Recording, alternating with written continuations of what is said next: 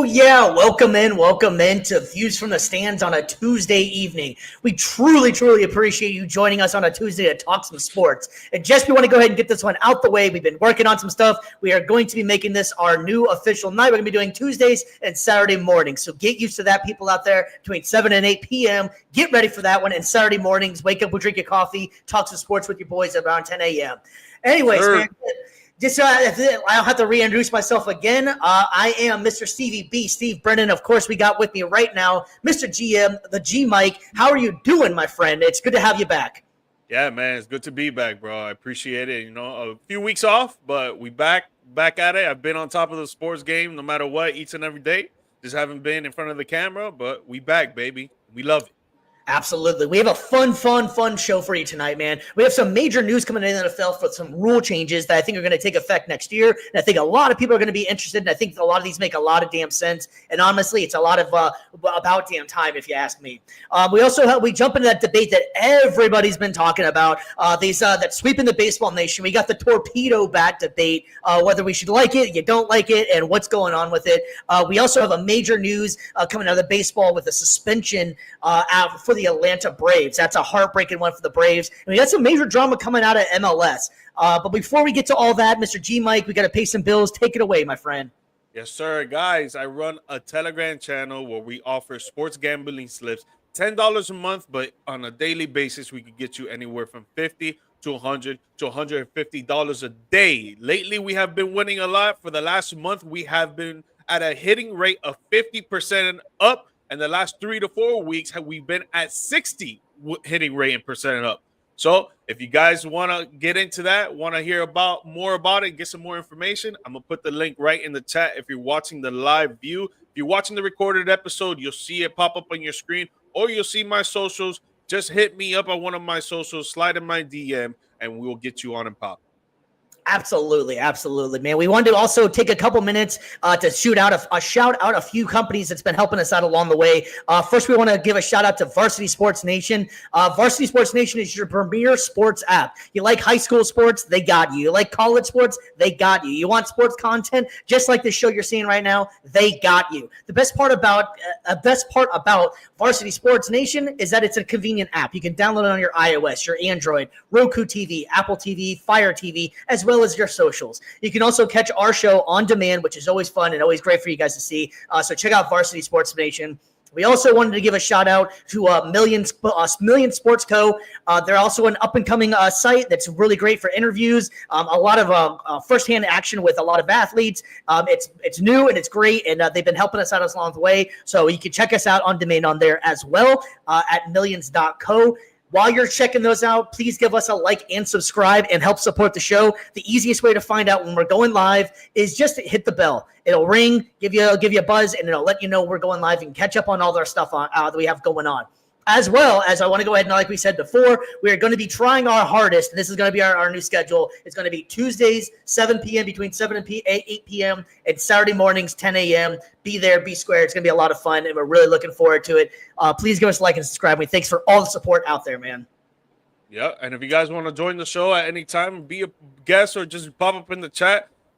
Whatever questions, comments you have, we'll put it up on the screen as well, and we'll be very fan interactive, because this is what Views from the Stands is about. It's our views from the stands. There we go. Now, I don't know about you guys, but I'm ready to get into some sports. How about you, Mr. G Mike? Yes, sir. All right. So we had, like I alluded to before, we had some major news coming out of the NFL. The NFL has made some rules changes, and these are going to affect the next season in a big way. All right, so we're going to go, what I was thinking is we're going to go through each one of these, and then we'll go back over the top of them, and we can react to each one. I'm just going to read them in order of what's going on, and then we'll give you our thoughts on these ones. All right, so each team is guaranteed a possession in overtime during the regular season. Previously, if you didn't remember, a team with the first possession could win in overtime if they scored a touchdown. Hated that rule. The use of a new technology, which if you've been watching a little bit of the UFL that just started, you'll notice it and you can get a better idea what it's going to look like next year for the NFL.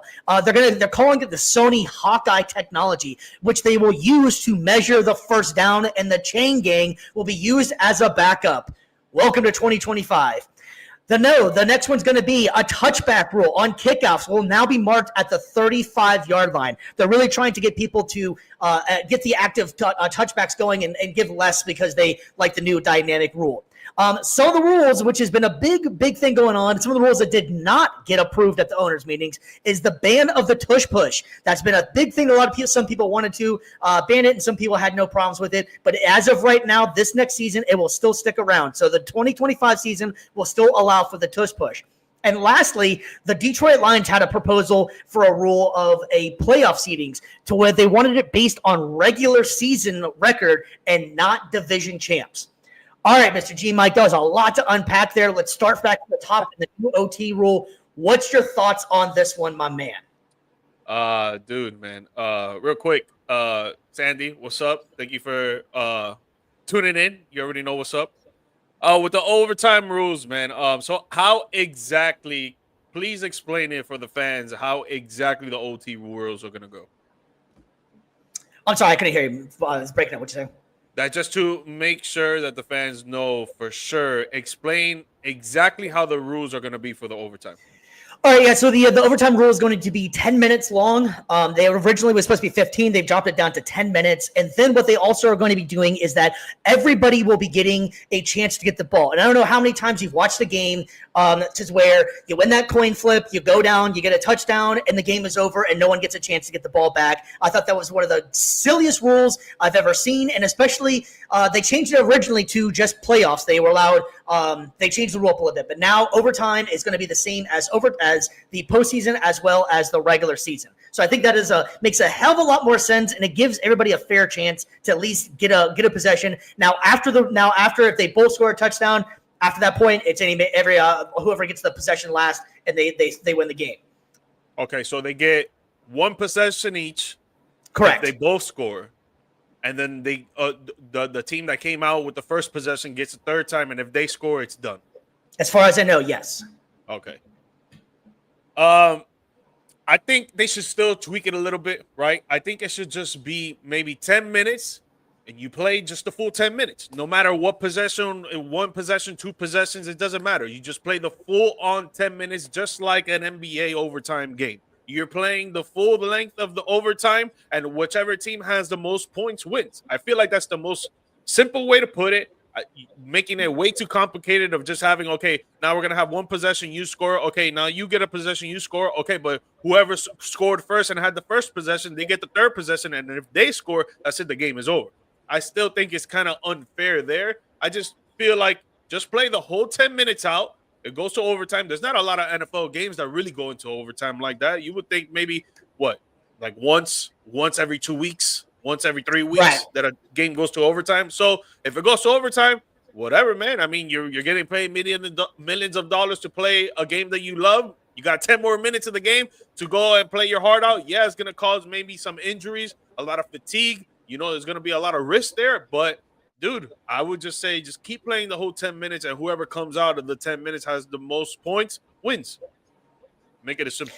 Yeah, I was trying to do a little bit of research as we were going over just to make sure, but it's still because this just hot off the presses probably a couple hours ago. So I'm sure there's gonna be a little bit of tweaks, but it does not say anything else about the third possession, whoever gets the ball back again, if it's done at that point, or they're going to play off the quarter. I was trying to find some research on it, but they're still probably tweaking it a little bit. But the meat of it is that both teams will possess the ball now in overtime, which, like we were saying before, I mean, go back to that they should. Bills Chiefs. I mean, that's a prime example that it never got a chance to happen, and how many times did the people start, they win the coin toss, and all of a sudden they're already talking shit about how they are going to win the game because they win the coin toss, Yeah, so, exactly. It doesn't. So yeah, I think that one's going to be it. Go ahead. No, I was just saying it just doesn't make it fair at all. If only one team gets one possession, they score, and that's it. The game's done. It's not fair. Yeah, no, I totally agree, and especially the way the NFL is going with offense. Why would you not give both guys the ball? Yeah, exactly. So then we have this one. It makes the most sense to me as well, and I can't believe it's taken this long as well. The second rule that got brought up is the new technology to measure first downs, in which the chain game is going to be the secondary now. Why we haven't been doing this for so long? I mean, hell, just in the playoffs last year, there was the big debate of whether it was a first down or not, and it ironically happened to have the Chiefs in it as well.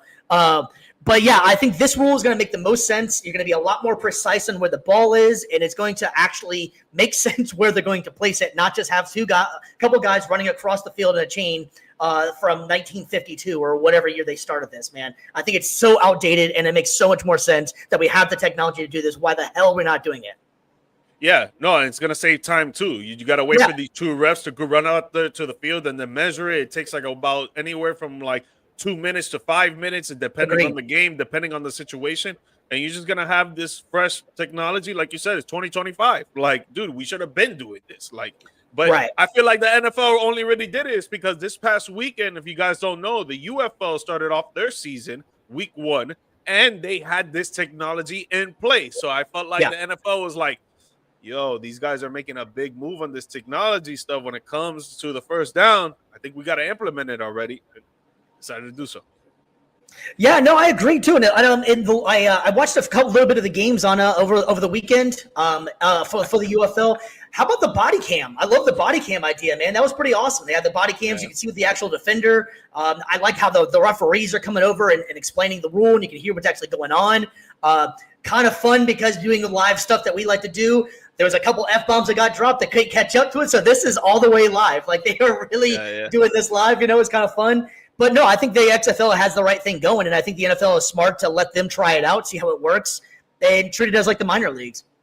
Yeah, 100%. Well, my rushing receiving bets will hit more now. 100%. 100%.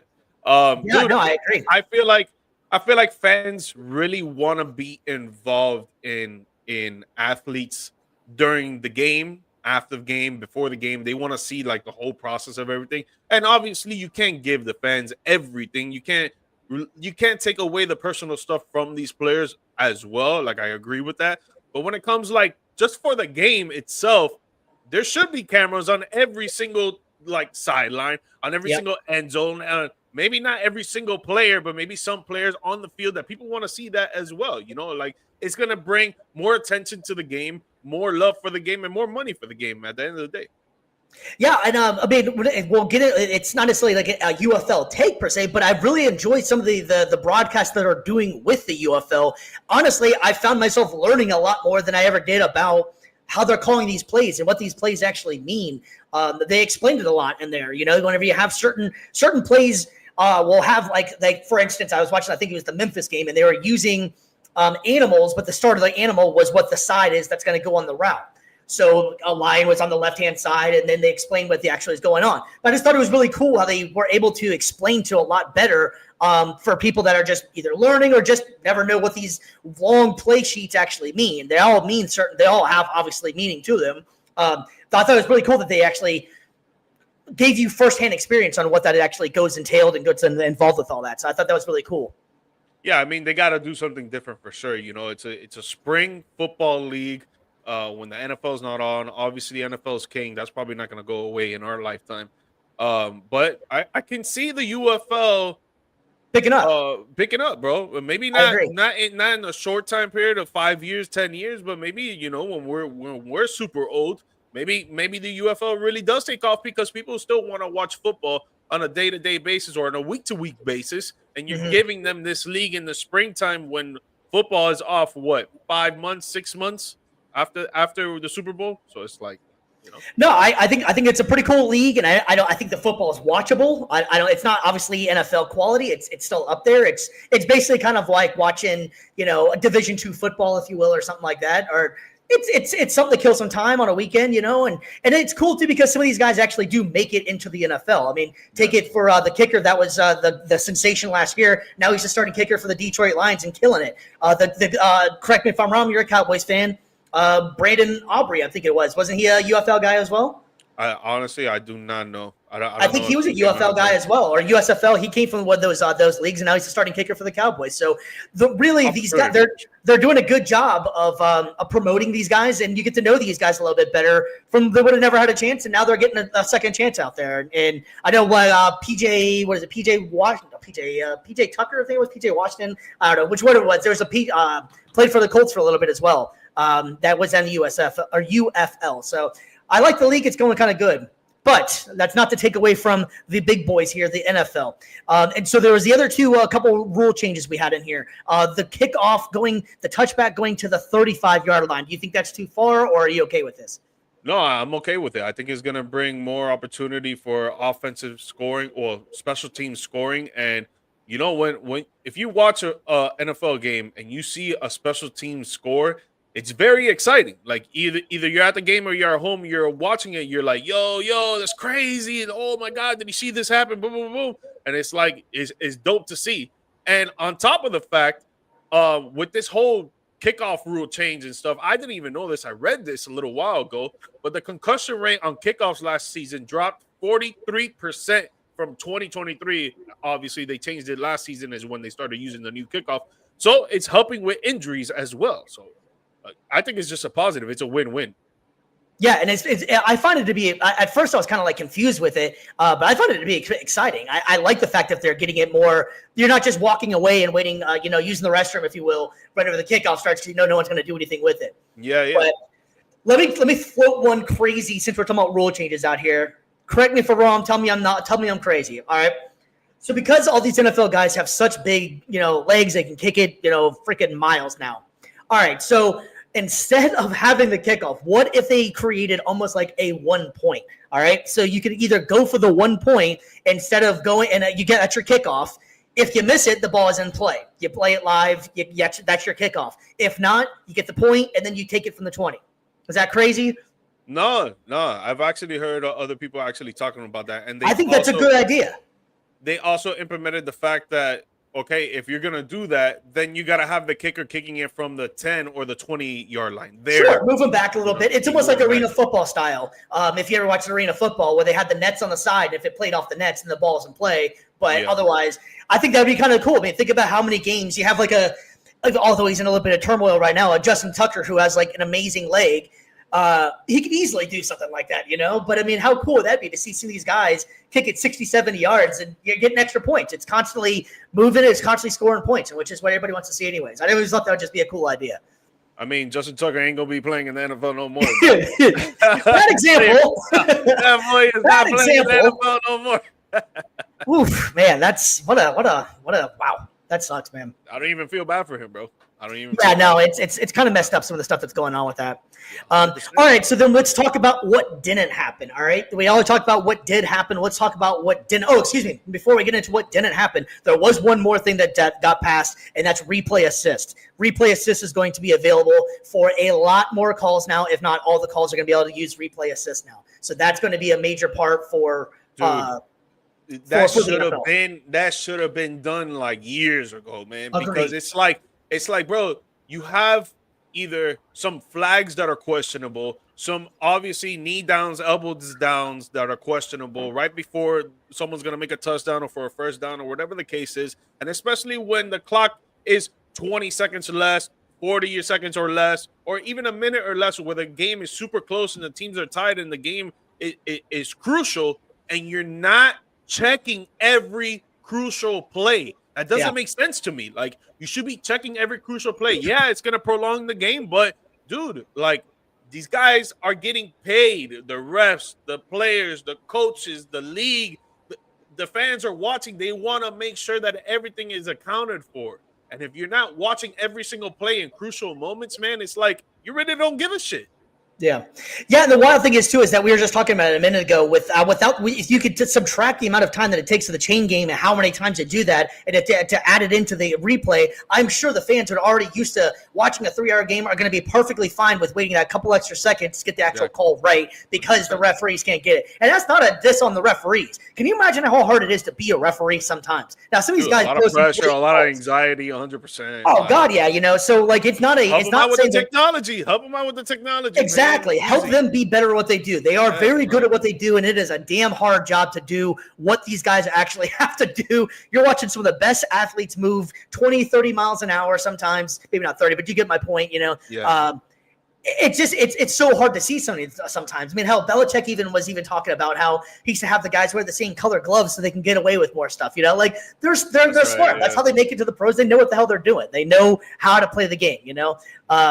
So having said that, though, that's another one that I think is going to make a lot of good for the NFL. The the replay assist in there is going to be huge for that. All right, so like I was alluding to a couple minutes ago, let's get to what did not happen. So maybe we can finally, for the rest of this year, put this to bed. The tush push is going to be okay next year. Are you okay with that? What's your thoughts on that? Or is that just being haters because they can't stop it? I'm okay with it, bro. Again, the team that does it the most is the Philadelphia Eagles because they have a quarterback that can squat 350 or more pounds. I think he's like 6 something.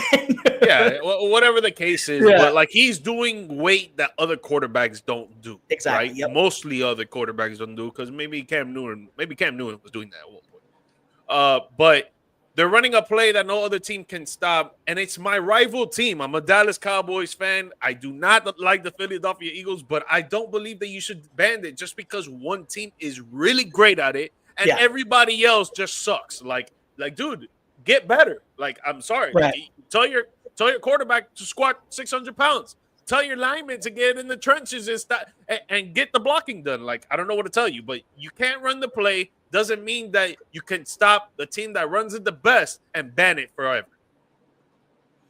Yeah, no, well, I agree as well. Thanks for checking in as well. I don't think it even should be argued, Like, I don't see why that's it. Now, it's one of those things I think in exactly the problem is that there's one or two teams. Buffalo tries it quite a bit. They're just not as good as Philly is with it. And I think it's just a product of that. Philadelphia is just so much better than everybody else is at it, like you were saying a couple minutes ago. So I don't think it's a cheating play. I don't think it's breaking the rules. It's one of those things that just get better. Put your weight up. Literally, get big. That's it. Yeah. Get big. Get your weight up, man. I agree. And so I think this one's a really interesting rule. I want to spend a couple minutes on this one real quick. So the Lions, like we said before, the Lions proposed changing the playoff seeding, almost make it more of like an NBA style where divisions aren't as important. So the Lions wanted to do regular season wins opposed to divisional wins. What do you think about that? 100%, bro. Yeah, bro. You got these teams out here that are making playoffs because their division is so weak, and they're making playoffs. A 7-9, 8-7, whatever the case is, below 500, and you're still winning the division. That doesn't make sense to me. But whatever, you win the division, okay? You win the division, but why is it that just because you win in the division, you get into the playoffs? No, I think it should be the top 7 teams in each conference. They get into the playoffs. That's it. I think it should be as simple as that. But obviously that they have divisions for a reason, and they try to take it as serious as possible. And even if you win the division, you can still be a wild card team, obviously, but it still gives you a chance to go down into the playoffs and try to make a Super Bowl run. But it just sucks when you have a division like what it was, the NFC North, I guess. The NFC West when the Seahawks went. No, last year with the Packers, Vikings, and Bears, or Packers, Vikings, and Lions. I'm sorry, Packers and Lions. Dude, those 3 teams, what they all finished above 10 wins, 11 wins last season. Yeah, I think so. They're all not the Bears, obviously, not the Bears. No, the Lions. I'm talking about the Lions, the Vikings, and they did all make playoffs because of the way that it trampled out, but. Imagine if what is it? NFC South? Yeah, the NFC South is the division that was weak. Imagine if that division was super weak, like they weren't even winning more than 6 games each team, but whoever has the best record still gets into the playoffs. It's like, nah, man, it should be the 7 best teams of each conference get into the playoffs. Yeah, I think that's one thing I like about the NFL, though, is I think the importance of divisions. I enjoyed it. I think it's one of the few things that works with the NFL as far as keeping rivalries going. AFC North, you already know it because it means a lot to them. It's almost like the SEC, that old saying they always go, it means more here. I think that in the NFL, it still means a lot. You're always going to count on NFC. Like, you're a Cowboys fan. You know how that is. Think about all the rivalries that are built in your division alone. that are just based off the division itself. So I think that's what makes the NFL great is the divisions actually do matter. Basketball, most people can't even tell you which division each one of these teams is in because it doesn't matter at all. Who cares if you win the Southwest or Southeast, But in football, that still does matter. It's still a bragging thing that we're the NFC East champs or the AFC South champs. Some divisions do a better job at it as far as rivalries go. Not every division has as historic of rivalries. AFC North, needless to say, everybody knows that one's NFC North, NFC East. They just have some of the best rivalries going in football, and it's all based off the division. So I think the divisions mean a lot in football, and I appreciate that, and I like that, and I'm glad that they stick with that, and it still means something. So I'm kind of against the – go ahead. But do you think that should correlate to the playoffs? Because I agree with what you're saying there. Like, yeah, the historic behind it and the rivalries and stuff like that is true because there are people that just like in my experience, when we're playing against the Eagles, it's very meaningful that week. That week is very meaningful. But I personally should it correlate to the playoffs? I like the way it is, to be honest with you. I like the divisions mattering. I think that play because it just plays out a lot better that way. I feel like because each one of the times you're gonna how many division games you're gonna have. Half your season is pretty much a division of games, so all those games really do matter the most. And if you're the best in your division, then you should be rewarded for it, even if you are the best worst, if that makes sense. Like for instance, I go back to the Beastquake game. I believe that was the year that I believe that the Seahawks were 7-9, I think it was, or they had a losing record, and then they ended up advancing in the playoffs. So It's almost like whenever you get to the playoffs, everybody's 0-0. You kind of start back over, So some teams get some things, or then you end up getting some teams that it ends up hurting them. Take the Bengals last year. The Bengals should have made the playoffs, but because they were so bad in the beginning and such division, that's why I think the division actually comes in and matters because a team like the Bengals, if you're going off of just record-wise, they probably should have made it in. And just by fan-wise, there should have been a fan vote because I think everybody would have loved to see the Bengals get in. But didn't obviously work out that way. But I think that's why the divisions actually still do matter in the NFL. Bengals are a prime example of last year. Yeah. I mean, it is what it is. But yeah, so I think the NFL made some good moves here and good decisions on the rule changes that they made. You guys let us know out there if there's any other rule changes you guys would like to see, or if you like the ones that they did make. I think they did a pretty good job of listening to what the fans wanted, and ultimately, I feel like you were completely correct. Well, it's going to speed up the game with that chain game, and because the NFL sometimes can be a little bit mundane at times. I mean, it's, if you're going on a 18 play drive, and it's the same thing over and over. You get a little mundane, and then you got to add the chain game in there. So I think this will speed up the game. And let's face it, everybody has a short attention span. We can't get people to watch us for an hour. So, anyways, moving on, man. Moving on from the NFL, and we're going to get into a fun debate that everybody's been talking about now here. And if you haven't heard about it yet, it is the Torpedo Bats.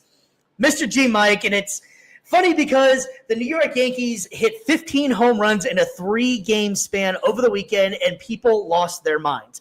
Well, the whole thing is that it's a new technology that's been around since about last year, maybe even a little bit before that. Some players have been using it since last year, so I want to make that very clear. Now, they've been using it since last year, and it is not illegal for players to use.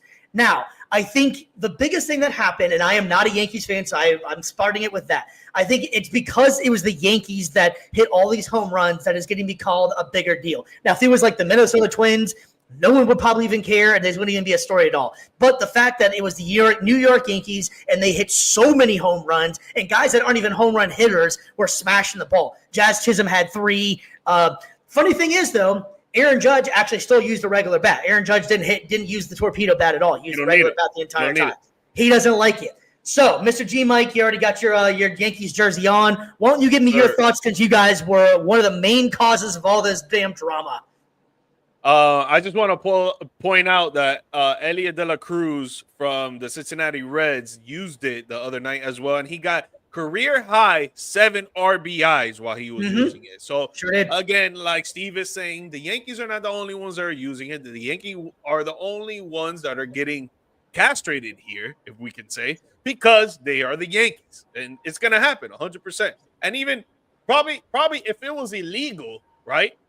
Maybe the MLB would let them do it for a little while. I mean, that's controversial, but it is legal. They are able to do it, and I think it's a very smart move.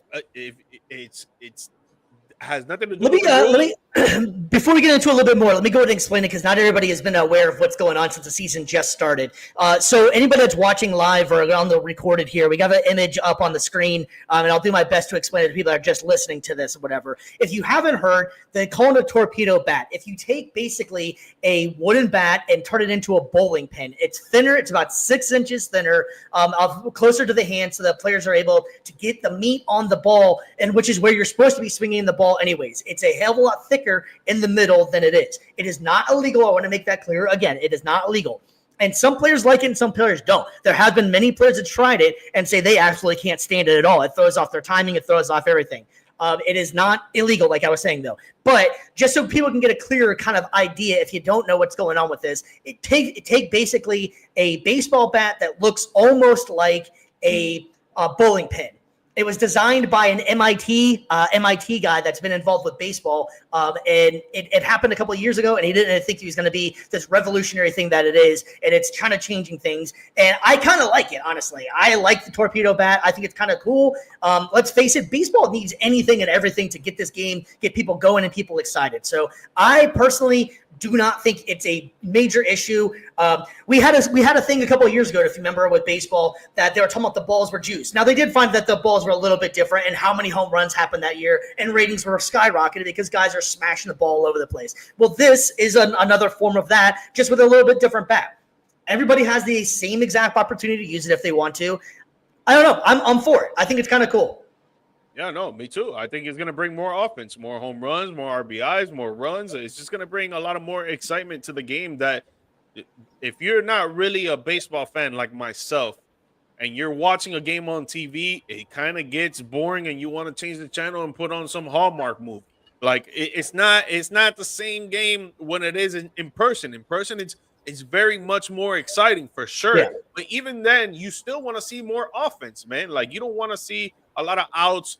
You don't want to see a game go to the 9th inning and no runs have been happening, and it's just you there with your hot dog and your beer, and you're sitting down and you're like, yo, man, my legs hurt. When are we going to get out of here? Like, dude, like you want to see the excitement, which is why NFL is king, which is why a lot of people like NBA, because you see a lot of dunks, alleys, 3-point shots from half court, whatever the case is, a fast-paced game. While when it comes to baseball, it's kind of very slow. So you're just there like, yeah, whatever. The other thing that helped out for the Yankees as well is that I don't know if you can still call it new Yankee Stadium. It's been around for a little while now. It's very much built for home runs. Mm-hmm. They're a home run hitting. A home run. They're going back to the Bronx Bombers, if you will. The way they've been hitting over the weekend. Their stadium is built for home runs though as well. So if they add that advantage, I can see where people would think maybe this is illegal. The bat has to get checked by MLB. It's the same thing as like the pine tar situation that happened a couple of years ago. The umps are checking this out. It's not as if they are just, go in the back room and grabbing their own bat and sneak it by somebody. The umps have to check it out. If it's approved, then it's approved. So I think that one, take a place like Wrigley Field, where it's another home run. Colorado with the light air, that's the ball's gonna be flying that one. So if more guys start using it and it becomes a problem to where it's all home runs and no actual pitching anymore, then you assess it at that point. But as of right now, I think it's kind of good for the game. It makes it offensive. These pitchers have gotten so damn good anyways. That's exactly. I was about to say that. Like, the pitching is too damn good right now, bro. Like, dude, we need more offense, man. I'm sorry, we need more offense. Yeah, the pitchers are absolutely amazing right now, and they're throwing just insane junk right now. And if this is going to help give the batters another little advantage, and it's not affecting the game by any stretch, I'm all for it. I think it's a cool idea, man. I think it's going to be good for the game. Facts. Yankees 3-0, baby. Yeah, Yankees are 3-0, man. Congrats for that one, man. All right. Well, so there's some other news coming out of baseball, which is really going to hurt. The Atlanta Braves, man. This is the first one of the season, but Profar is suspended for taking HCG. Go ahead and Google what that one is. It's basically it's not HGH, not human growth hormone, but it is another form of it. Can now pronounce it. We're not scientists. Leave that up for you, but it's HCG, and basically it's an enhanced testosterone booster. This one's going to be really bad for the Braves after they've already lost Acuna last year, and he's still not going to be back till possibly May. They got Verdugo and the outfield, but let's face it, he's always been kind of an underwhelming outfielder to begin with. So the Braves are really going to be hurt in this one. The biggest thing is going to hurt for the Braves is that he's going to be ineligible for the playoffs because of the PED ban. This is major news, man, and he's the first one. And this season's only been started for a one series, and he's already got banned for pretty much half the season, and they're going to be done for the postseason if the Braves are able to pull through this. Mike, man, what's your thoughts on this one, bro? I think the MLB is trying to make a big statement with this, man. They're suspending him for 80 games, and they're suspending him if they make the playoffs. He's not going to be able to be in the playoffs. Yep. Like, they're making a big statement on this. They don't want no one else doing this, so for these players, man, it's a big fair warning not to do it for the rest of the season or even in the off season, because you could tell that he was probably doing it in the off season. You just started MLB last week? Opening day was when? Tuesday, Thursday? Last Thursday. It was Thursday. Opening day was Thursday. So you could tell that he was doing it over the summer and try to get clean before that, but it obviously didn't happen. And now he's gonna have to face it. He also was supposed to be a pretty much a savior for the Braves. He was one of the coming into the league. He was pretty much one of the highest prospects, and he just never really kind of panned out. But he's still a damn good player. He ended up signing a major deal with the Braves in the offseason. But here's the kicker for him: he's going to lose about $6 million, but the Braves are still on the hook for that other $30 million that he's still going to get paid for this one. So, I mean, he's going to sit it out, get paid his money. It's just really rough for the Braves, man. They've been disappointed. He came from the Padres, and the Padres been reaching out. Tatis has reached out. Tatis went through something along those lines not too long ago, and he's been able to rebuild his reputation and be one of the top players in the league as well. So as of the steroid era issues, that's gone down a lot. Ever since they really started going, they've really started to do these stricter rules, especially the postseason ban. I believe last year there was only 4 players that got suspended for PED use, and they got lengthy suspensions. So I think the message is loud and clear now that you do it, you're going to get caught now. It's a new young season. We'll see how this goes, but it's a shame, man. Only one series in, and already they're out on a team that really desperately needed them to get their win before their starter comes back in May, hopefully, in Acuna. Yeah. You think they're going to try and pick up someone else in the offseason to try to fill that position? Because if I'm not mistaken, he's an outfielder, correct? I was mentioning a little bit ago, they mentioned they picked up Verdugo. He was one of the last, relative names out there. They picked him up. He was on the Yankees last year. He's always been a mediocre outfielder at best, and they kind of had a gap to fill. I believe they got Michael Harris Jr. still playing center field, so they got some defense, but they definitely were counting on Profar to be out there and kind of anchoring the defense so that until their main guy Acuna comes back, and once Acuna comes back, then they're golden, if you will. But not having him for the rest of the year is a major blow to the team. Yeah. Well, it's not the rest of the year, but it's still because they play 130. 162, so it's half the year, but going into postseason is whenever it actually matters anyways. Okay. Yeah. You know what I mean? So even if they're able to withstand it, and like I was saying before, Acuna's not coming back for until May at best. So they got another couple of months. They got to ride the storm in a tough division. And the Phillies look good. They're 0-5 right now, no? What's that? They're 0-5, I think. I mean, it's an early season though. I mean, the Phillies will figure it out. 1-5, and they're playing the Dodgers tonight, who are 6-0. Right. I mean, the Dodgers look pretty damn good. Everybody kind of expected that one, but just saying though, I think the Phillies will be able to ride the ship and be able to turn it around, obviously. And then you have the Mets, who's just signed Soto. Soto's looking pretty good. So yeah, it's a tough blow for the Braves, man. It's a rough start for them, man. All right, so we have some other wild news that just came out of this one. And, Mike, I'm going to have you kind of take the lead on this one, man. So for obvious reasons here, we had excuse me, sorry about that. I already messed it up. Messi and his bodyguard. Lionel Messi. His bodyguard is banned from MLS. And if you want to go ahead and take the name on that one for me, my man. Honestly, I'll probably butcher it as well, but Yasin Checo. Yeah, I'll take it, man. I thought it was gonna be a little bit better than Yasin. I can't roll the tongue as well, man. Yeah, man. So anyways, so the big news coming out of MLS is that he is banned from Inter Miami games. And now, correct me if I'm wrong, this was just Inter Miami games. It's not all games, correct? Or is it all MLS games? Miami matches. No. Inter Miami matches. So That's what I thought. It seems like he doesn't go on the road. That's what it seems like. Okay. So the interesting thing is that some of his quotes was that he told a Spanish television network that he's traveled with Messi overseas and no one's had any problems, and they don't have problems with people rushing the field like we do as over here. I guess whenever he was with him last year or 2 years ago, there was only 6 guys that were able to rush the field while he was down there, which is still pretty impressive because soccer's rabid sport. People get wild over there. Since they've come over in America over here, we've already had, I think, 14 or 18, I believe it was, that's been able to already rush the field to get on the field. And so this guy is basically just trying to protect his client. Now, he is allowed to be with him in the locker room and protect him afterwards. Do you think that it's right for the MLS to ban this guy, or do you think it's what's your thoughts on that? It's kind of interesting concept because he's bringing light to the fact of that security needs to step up in MLS. I don't agree with the fact that MLS is trying to just take full control of match day security on their own. I do agree that they should improve their security and try to make it as best as they can, but I don't think banning him is the solution because no one is going to protect Messi as much as this guy will. Yeah. After all the years of being with him, they're probably close friends now. He's probably like a brother to him or like a big-time homie to him. So no one's going to protect Messi like he is. And if he's talking about that, as long as he's been with Messi over there in Europe in the Champions League, only 6 people invaded the pitch.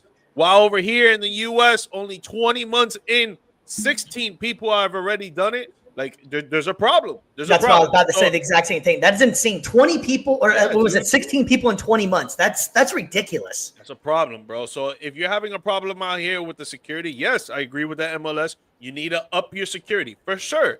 But banning him, I don't think is going to solve the issue. I think, he's going to be the guy that's going to protect Messi the most. And if you're the MLS, you want to protect Messi. You 100%. Want to protect Messi. You guys already made the deal with Miami to get him down there to move around the books and move around the money. You're damn sure going to want to protect him. If that guy is protecting him, I would let him happen. First of all, I don't even understand why people do that. Why do you run onto the field and all this stuff? Yeah, it could be for clout. It could be you want to meet the player or whatever. But let's say you're doing it because you want to meet the player. You think the player is going to be happy that you're running onto the field to come up to him, bro? No, he's going to look at you and be like, confused, annoyed, or judge you in the most negative way possible. So it's like, and on top of it too, you're most likely banned for the rest of your life.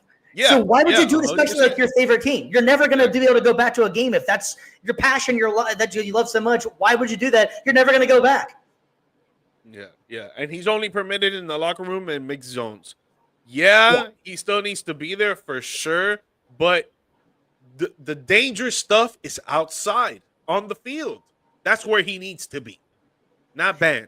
So correct me if I'm right here as well. Like, what was the reasoning that they're not allowing this guy? Is it because no one else does it? Or like, does anybody else have any bodyguards? Like, I never heard anything about this until pretty much today that he was banned. So I didn't know if this like an issue. Is it an issue as far as no one else does it and why does Messi get to do it kind of thing? Or what's going on with this? No, it's because they're banning him because he's getting so much recognition nationwide on social media and stuff because he's out here like tackling these guys and stopping them from getting to Messi or getting on the pitch itself.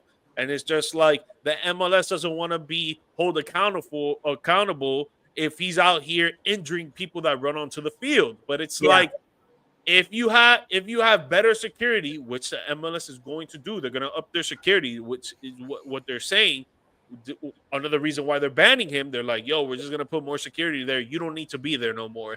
Get off the field. And it's just like, no, man, like you need to prove to me that you can protect my asset better than your asset. You get what I'm saying? Mm-hmm. Like you can't be out here risking Messi's career because some fan wants to run up on the pitch and you don't have enough security to go. It's around. Like Man on Fire, man. Denzel protected her, man. He ain't messing around, Messing around. He ain't messing around, dog. There's a reason why he was the Man on Fire, dog.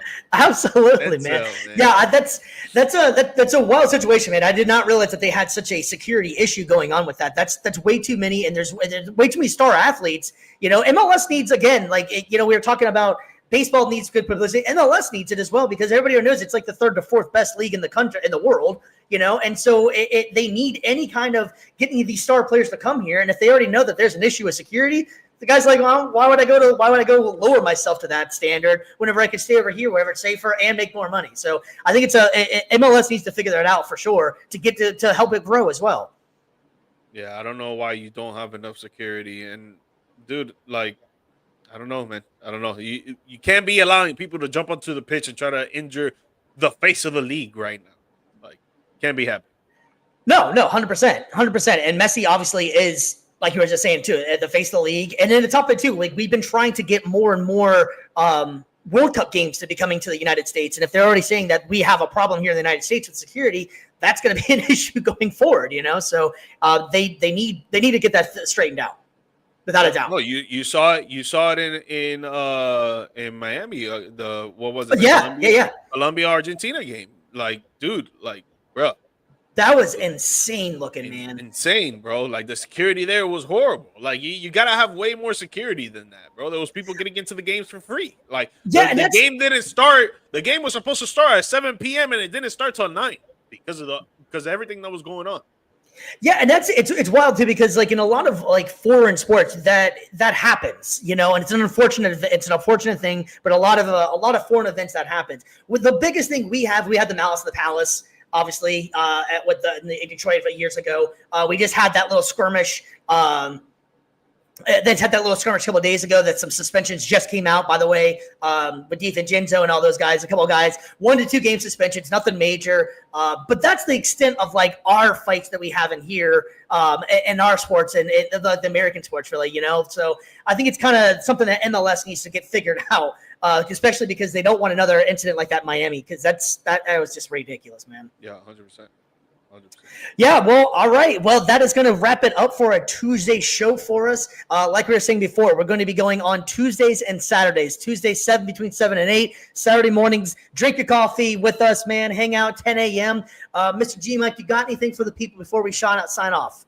Nah, man. I mean, it's good to be back. And guys, I hope you can leave us a like, subscribe, leave us a little review or comment, depending on where you're listening or watching the show.